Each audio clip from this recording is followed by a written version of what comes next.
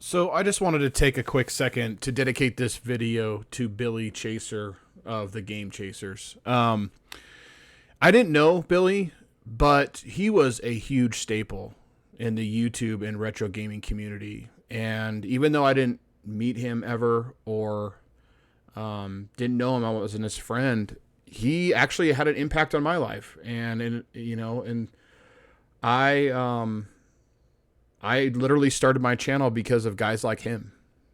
He is a big inspiration to me and was. And like I said, I didn't even know the guy, but he was that talented. He was that smart. And what him and Jay did was really cool. And this was a time for me when I was feeling pretty down. I was feeling pretty lonely. And, I started watching YouTube at the time because he's OG, man. Like the Game Chasers are OG YouTubers.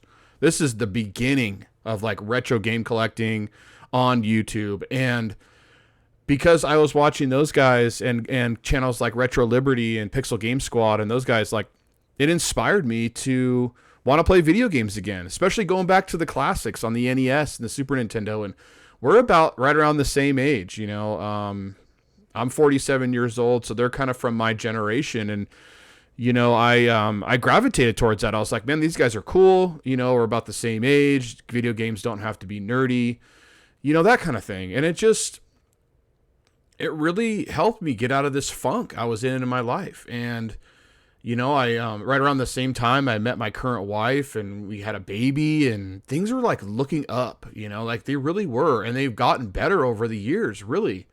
And it has a lot to do with where I was putting my energy and my time. And, the fun parts of my day were watching the Game Chasers, and like I said, like Retro Liberty, because I loved those. I loved to go like garage sailing and to the swap meet and, thrift store shopping. And I literally started making income as well doing that, like those guys were doing. So Billy, I know that I never got to meet you. Which is a total bummer. I wish I could have, but I don't get the chance to go to these really cool gaming conventions that you were a part of.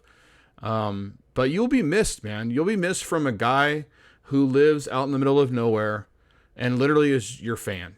And I know you'll be missed by your friends and family, and my hearts and prayers go out to them for sure. I can relate to your friends and family, because I just lost my dad in January to cancer, and it's not easy. And you'll be missed, man. You'll be missed in the retro gaming community. You're literally the OG, bro. OG. And I really wish I got a chance to meet you, but maybe one day, man. Maybe one day, wherever we go to, maybe one day we can all of us retro gamers can hang out and get to meet each other one day. So anyway, my prayers go out to his friends and family. Let's get into the video. So there's a lot of talk right now about buyer remorse when it comes to the Switch 2.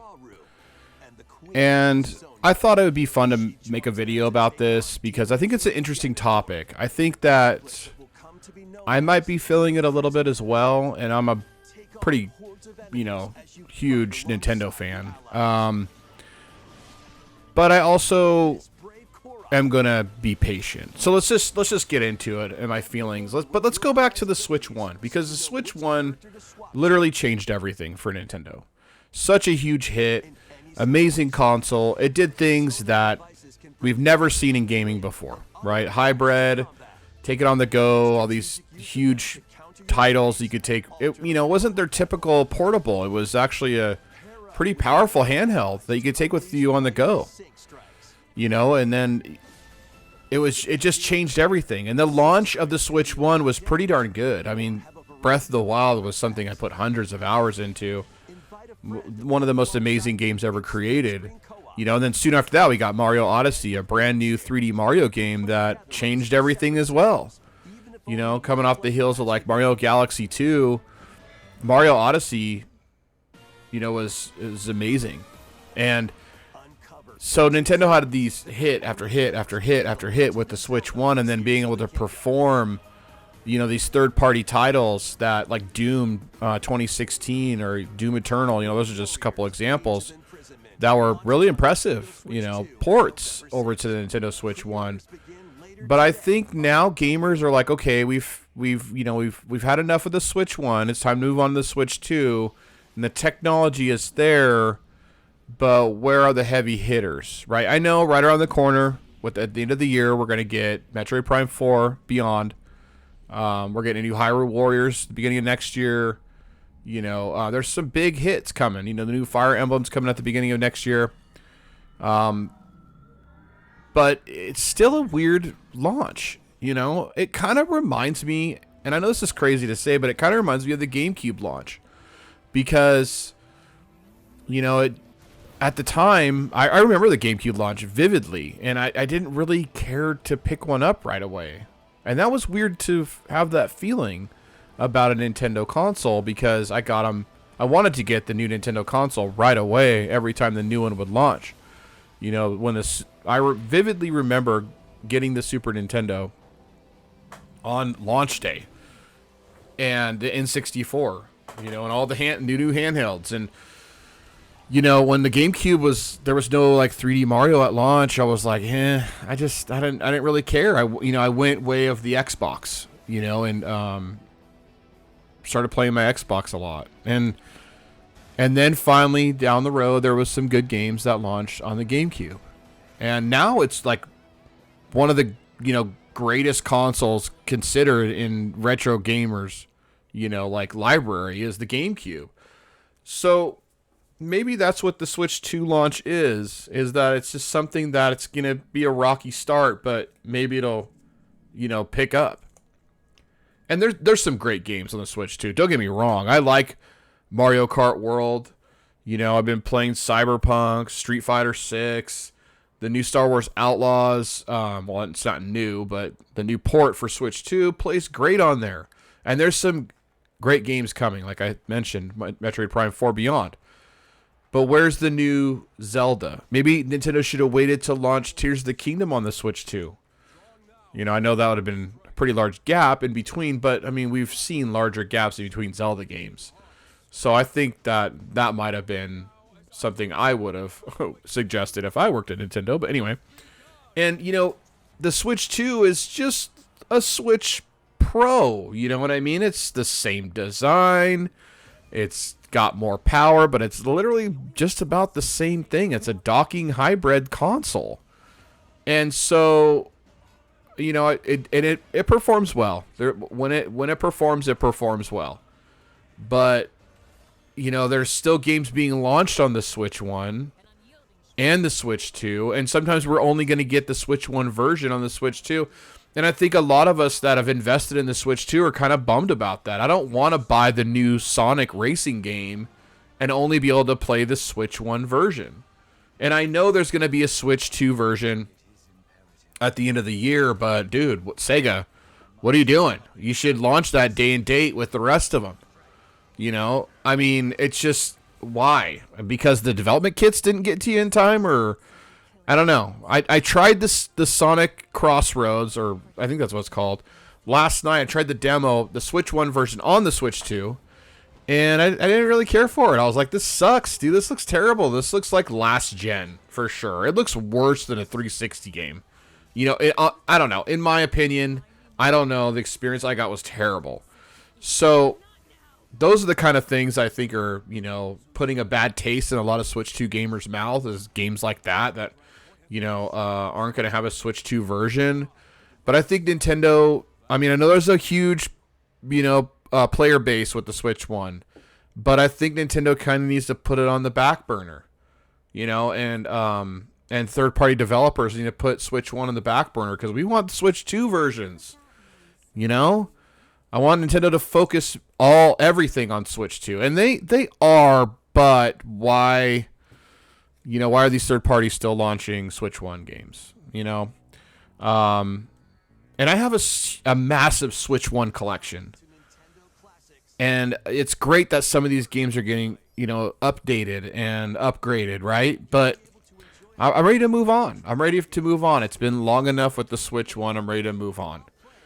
So, with that being said, I technically don't have buyer remorse because I'm being patient. Maybe that's just me because, I'm almost 50 years old. I have learned how to be patient over time. But having unique titles from third party and Nintendo is something that will help, with this buyer remorse feeling. I don't want ports of older games, that I already have on my PS5 or Xbox. I want some new stuff or some remastered Nintendo games. There's a lot of IPs that could be remastered still, those kinds of things. And I'm just going to have to be patient. But I know a lot of you probably do have buyer remorse because, a lot of the talk is Mario Kart World didn't really do it for you. You want a traditional Mario Kart. I get it. I like Mario Kart World. I think it's fantastic. I think it does that plus more. But that's just me. I'm happy with it. But I'm not playing it every day now. Now that there's other games out, I'm not playing it that much anymore. And that's kind of a bummer, and maybe it's just because I'm getting older. I don't know.